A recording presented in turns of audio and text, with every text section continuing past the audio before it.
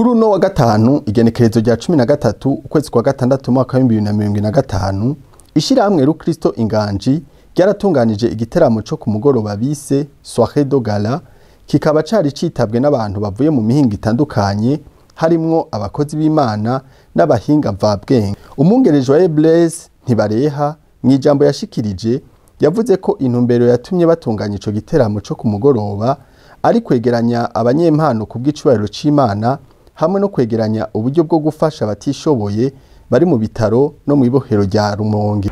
Rero meje kubakira reka nababwire gato kuvyerekeye Inganji. Inganji ni ishirahamwe Rukristo, Association des artistes chrétiens du Burundi, yitwa Inganji mu jambo ry'ikirundi simfunyapfunyo, c'est pas une abréviation.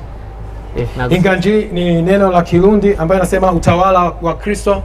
Tukene kubona Imana iganza mu byo dukora byose. Tunahitaji kumwona Mungu akitawala katika vitu vyote. Ihabwa icubahiro muri byose dukora. Tukiona Mungu anapewa heshima katika kila kitu ambacho tunachokifanya. Ama twarahagurutse kugira ngo tukoranye abari muri domaine musical, cinematographique na plastique. Tukao tumesimama kwa ajili ya kuwainua wasanii wa Injili ambao wao katika sanaa ya uimbaji, katika sanaa ya uchoraji na sanaa ya filamu, kugira ngo tuzane izo mpano atari ku bw'icubahiro cacu ko tuzikoresha bw'icubahiro c'uwaziduhaye, ili tuchukue vipaji hivyo tuvitumie kwa ajili ya utukufu wa Mungu pekee. Rero turakora igikorwa nk'iki ca fundraising, nagomba ndabibutse ko Soirée de Gala yacu siyo kurya no kunywa no gutarika, ariko kugira ngo twegeranye uburyo kugira ngo uwundi muntu tutazi atari no mu muryango wacu kumbura ariko abeho neza nawe.